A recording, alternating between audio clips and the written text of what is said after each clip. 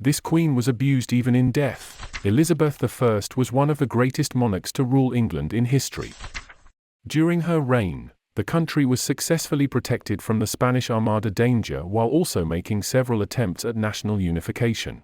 One of her most surprising decisions was to order Mary, Queen of Scots' execution. Many people considered Mary to be her main competitor for the throne since Catholics in England wanted the Scottish monarch to rule the country. Elizabeth I endured several conspiracies and was well liked by her subjects, but she passed away in the early hours of March 24, 1603. The reason for Elizabeth's death had been a point of contention for generations. She refused to allow a post-mortem to be performed prior to passing away, hence the cause of her death will always remain a mystery. Although there have been numerous theories, none have been proven to be accurate. According to some, the Queen's use of lead-based makeup may have caused blood poisoning, which ultimately led to her death. Others claim that Elizabeth had cancer, tonsillitis, or pneumonia. One of the stranger theories was that her coronation ring, which had not been taken off over the 45 years of her rule and had grown into her flesh, was to blame for her passing. Elizabeth was said to have experienced episodes of melancholy in the final weeks of her life.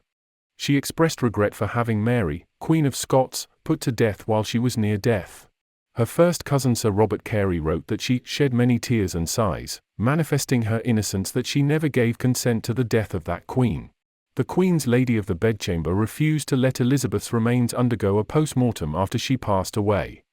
Elizabethan times were past, and since she had no successor, James VI of Scotland, who later became James I, ascended to the crown of England.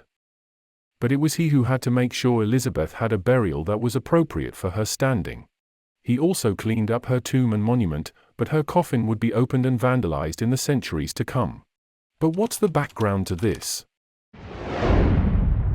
Over the course of several months, Elizabeth was very unwell, and in the last few years of her life, she witnessed the deaths of many of her friends.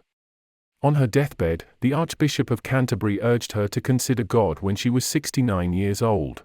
She reportedly experienced a swelling in her throat, a severe depressive episode, and felt as like she was fighting for her life.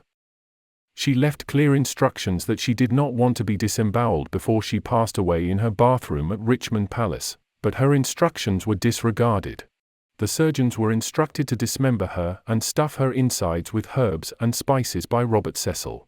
After being embalmed, the Queen's body was placed into a wooden coffin with a lead liner.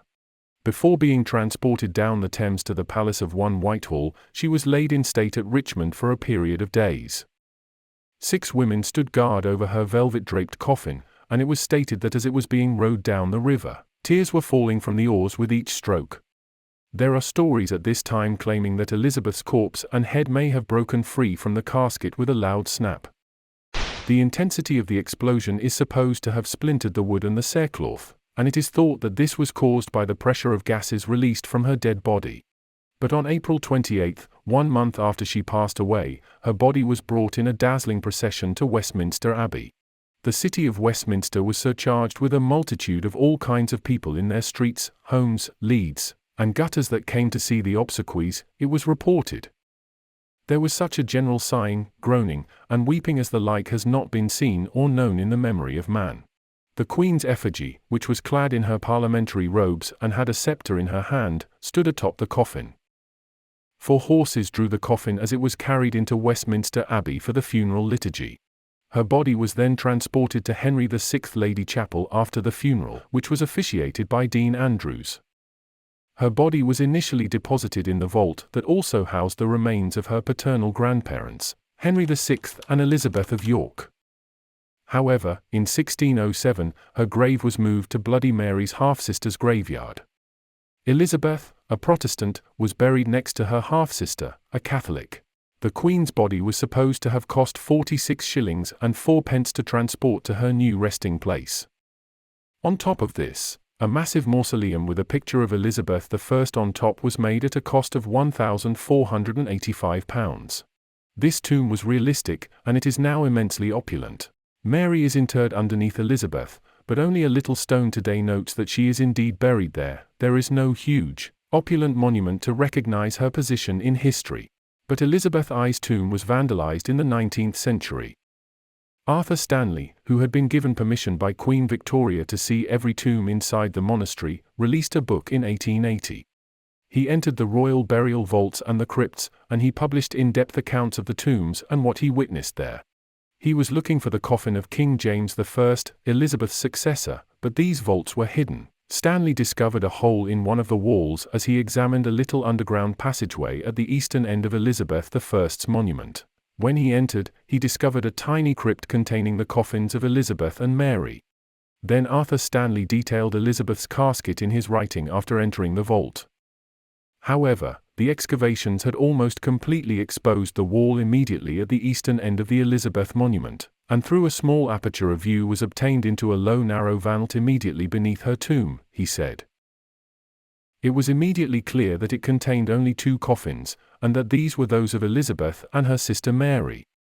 The upper one, which was bigger and more clearly fashioned in the shape of a body resembling Mary Queen of Scots, rested on the lower one.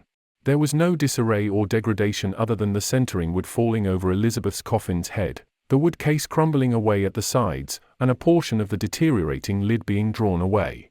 Unfortunately, there was no coffin plate to be found, but thankfully, a piece of the lid's delicately carved surface was illuminated. This prompted additional investigation, which is how the original inscription was found. On the middle of the cover was the Tudor badge, a full double rose with the August initials ER on either side and the memorable year 1603 beneath it. Narrow molded paneling has been added to the coffin lid as further decoration. The coffin was made of inch-thick elm, but the decorative lid with the inscription and panels was made of exquisite wood and was placed on top of the inch-thick elm cover. It had covered not only the sides and ends but also the ornate oak cover, as though the bare wood had not been deemed rich enough without the velvet.